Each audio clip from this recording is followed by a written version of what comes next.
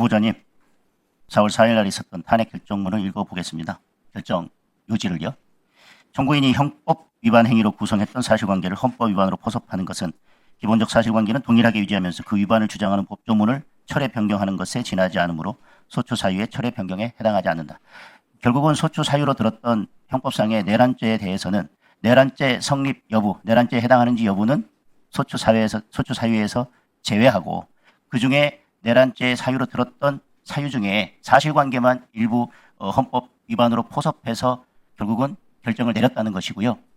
결정 요지 헌법 위반 내용을 보면 실체적 요건과 절차적 요건을 갖추지 못했다라는 내용 등에 있고 기본권 침해나 영장주의 위반 이런 부분들에 대한 판단은 있지만 어디에도 내란죄 성립 여부에 대한 판단은 없고 당연히 내란죄 성립 여부에 대한 소추 사유는 철회되었기 때문에 판단할 사항도 아니었습니다. 따라서 4월 4일 날 있었던 탄핵 결정문에 그리고 탄핵 결정 이유 중에 내란죄에 대한 판단은 없었다는 것은 동의하시나요? 예, 동의합니다. 그리고 정당 해산에 관해서 통진당 해산 사건에서 보면 뭐라고 돼 있냐면 정당의 활동이란 정당 기관의 행위나 주요 정당 관계자, 당원 등의 행위로서 그 행위를, 그 활동을 정당에게 귀속시킬 수 있는 활동을 의미하고 그렇지 않고 당원 개인의 행위를 그것이 정당과 관련이 있거나 정당의 행위로 귀속시킬 수 없다면 당연히 정당 해산 심판이 될 수 없고 당연한 법리라고 하는 것에 대해서도 동의하시나요? 예, 동의합니다. 그리고 지금 중국이 서해 한중 잠정 조치구역 내에 알박기 구조물을 설치한 것이 문제가 되고 그것이 우리나라 영해에 대한 위협 그리고 주권 침해 위협이 된다. 주권 침해에 대한 가능성이 있다. 여러 논란들이 제기되고 있습니다. 이런 부분에 대해서 우리 정부가 강력하게 동일 비례 원칙에 따라서 적극적으로 대응해야 된다는 것이 본의원의 생각입니다. 후보자의 생각은 어떠신가요? 예, 우리의 영해나 주권을 침해하는 행위에 대해서는 단호하게 대처할 필요가 있다고 생각합니다. 중국이 그런 잠정조치 수역에 구조물을 설치하고 우리가 그것을 조사하기 위해서 조사를 하려고 했더니 무력을 동원해서 그걸 방해한 행위는 우리 영해에 대한 주권에 대한 침해가 될 수 있다는 부분에 대해서는 어떻게 생각하십니까? 예, 정확한 사실관계는 모르지만 그럴 가능성이 있을 여지는 있다고 보입니다. 정부가 주담대출 한도를 최대 6억으로 제한을 하면서 부동산 정책을 시행했는데요. 사실 이거는 내국인에게는 적용되지만 외국인에는 적용되지 않기 때문에 외국인의 부동산 구입은 더 쉬워졌다라는 보도가 있습니다. 제가 지금 6월 30일자 서울신문 보도를 보니까요. 외국인 보유 국내 주택이 10만 가구를 돌파했고 56%가 중국인 소유다 이렇게 보도가 있습니다. 자, 부동산을 구입한다고 하거나 국가의 3요소는 영토, 주권, 정부지 않습니까? 그 부동산 구입 그리고 주권을 행사하는 가장 대표적인 행위로서 선거권, 투표권 행사 이런 부분에 있어서 국제법의 기본 원칙인 상호주의 원칙이 적용돼야 된다는 점에 대해서는 어떻게 생각하십니까? 따라서 중국인의 부동산 구입이나 중국인의 투표권 행사와 관련해서 우리가 중국과의 관계에 있어서 국제법상 국제관계에 있어서 기본 원칙인 상호주의 원칙에 입각해서 우리가 외국인에게 투표권을 줄 것인지 부동산 구입을 허용할 것인지 여부 등에 대해서 상호주의 입각해서 우리 법제도 규율돼야 된다고 하는 점에 대한 후보자의 입장은 어떠신가요?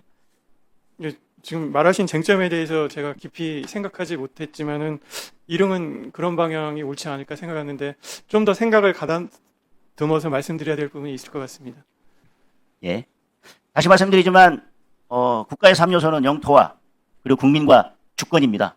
그 주권 행사 그리고 영토와 관련된 이 부동산 구입 이런 문제에 대해서 우리가 상호주의에 입각해서 규율하지 않는다면 그것은 나중에 결국은 대한민국 체제에 대한 위협이 될 수도 있다라고 하는 것이 본 의원의 생각입니다. 그리고 아까 주적에 대해서 정확하게 북한이 주적이냐라고 하는 것에 대해서 그게 어려운 질문인가요? 그리고 답변이 어려운 내용인가요? 그럼 지금 국회에서 제대로 역할을 하고 있지 않아서 북한 인권법이 통과가 됐고 북한 인권재단을 만들어야 되는데 국회에서 그 이사 선임을 제대로 하고 있지 않아서 결국 북한 주민들의 인권이 제대로 보호받지 못하고 있다는 점에 대해서 그것이 문제가 있다고 인식하고 계십니까? 빨리 이게 이사 선임이 이루어져야 된다고 생각하십니까? 그리고 그것이 법에 규정된 국회의 직무를 해태하고 있는 것이라고 생각하십니까? 지금 제가 계속 말씀하신 부분을 잘 못 따라가고 있는데 기본적으로 북한의 인권에 대해서는 열악하다는 것을 알고 있고 그 부분의 개선에 대해서 노력해야 되는 점은 전적으로 동의합니다.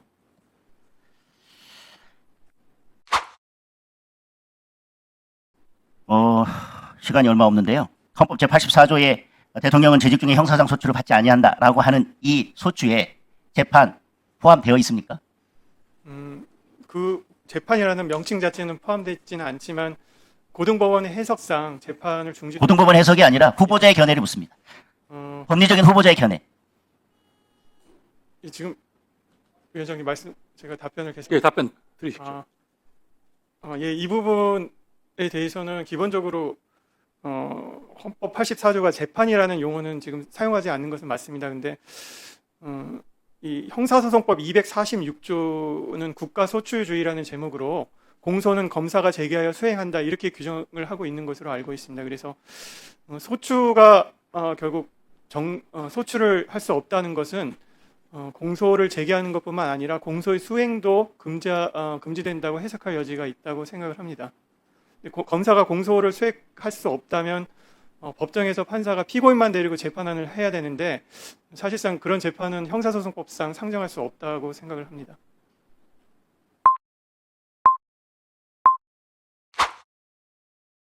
위원장님, 헌법 84조 아까 재직 중 형사상 소추를 받지 아니한다 이 조항에 대해서 그러면 이것은 소추권을 없애는 것 규정입니까? 아니면은 재직 중에만 형사 소추를 받지 아니하고 공소시효는 정지되고 일단 공소권 행사의 장애 사유만을 규정한 것입니까? 예, 후자의 쪽이 더 공소권 행사의 장애 사유를 규정하고 그렇습니다. 2020도 3972 대법원 판결에 의하면 그래서 소극적으로 결국 이 조항을 해석하면 이제 공소시효가 정지된다라고 하는 겁니다.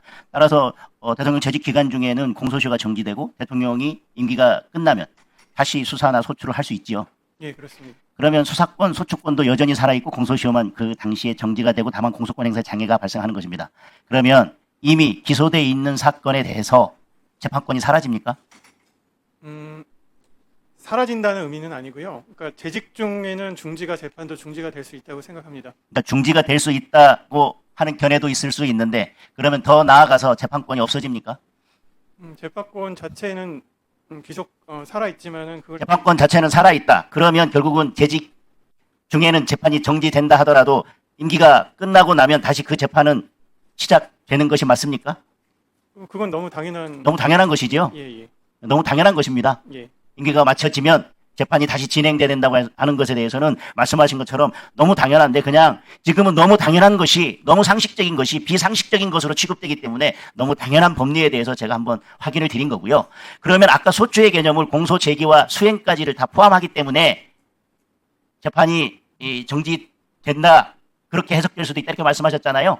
예, 그럼 수사와 공소 제기를 다 포함하시는 거죠. 공소 제기와 공소 수행까지를 다 포함한다고 말씀하셨잖아요. 예. 그럼 여기에는 그러면 공소 제기를 위한 수사도 포함되어 있습니까? 소추의 개념에 예. 그러면 수사는 포함이 안 돼 있습니까? 지금 형사 수사는 할 수 있습니까? 수사도 제약된다고 볼 여지가 많습니다만 그분은 약간 더 해석이 더 문헌 이해에 약간 더 해석이 들어가서 공소 제기와 수행만을 포함합니까? 아니면은 해석상으로도 그럴 가능성이 더 많다고 그렇게 수사는 가능하다? 수사가 가능하지 않다고 해석할 여지가 더 많은 것 같습니다. 그렇죠. 수사가 포함되지 않다고 할 여지가 많지요. 예. 자, 그렇다면 공수처는 내란죄에 대한 수사권이 있습니까? 지금 공수처법 수사권이 없습니다. 예, 직권남용죄에 대한 수사권이 있죠. 수사 권한을 가지고 있죠. 저도 공수처법을 명확히 자, 그러면 대통령의 직무 중에 직권남용죄가 범해졌다 하더라도 지금 말씀하신 취지에 의하면 재직 중에는 수사 자체도 제한된다고 해석될 여지가 훨씬 더 크다고 아까 오히려 그 가능성이 더 크다고 말씀하셨죠. 예. 자, 그러면 공수처는 내란죄에 대한 수사 권한도 없고 직권남용죄에 대한 수사 권한이 있다 하더라도 수사가 가능하지 않습니다. 그렇게 수사도 가능하지 않고 공소제기, 공소수행도 가능하지 않다고 해석될 여지가 더 높습니다. 그렇게 말씀하셨죠. 수사도 포함된다라고 말씀하셨죠. 그게 이제 뭐 저도 사회적으로 그때 논란이 돼서 보니까 공수처법에는 그 공수처의 수사 대상으로 된 것과 직접 관련이 있는 범죄까지 확장된다고 규정이 돼서 결국 그 해석에 문제가 돼서 뭐 영장이 발부되냐 안 되냐, 이의 신청이 받아들여지냐 안 들어지냐 그런 판단 과정에서 그런 해석이 문제가 된 것 같습니다. 예. 상상적 병합 관계에 있는 범죄가 그 관련된 범죄입니까? 그것 역시 해석의 문제이기 때문에 예. 그러면 해석의 문제라고 한다면 그러면 직권남용죄에 대해서 수사가 가능한지 그리고 그것을 이유로 내란죄에 대해서 수사가 가능한지에 대해서는 법리적으로 명확하지 않고 적어도 해석상 논란의 여지가 있을 수 있다는 점에 대해서는 동의를 하시나요? 네, 그렇기 때문에 뭐 논란이 실제로 됐었던 것 같습니다. 제 보충 질의에서 이어서 묻겠습니다.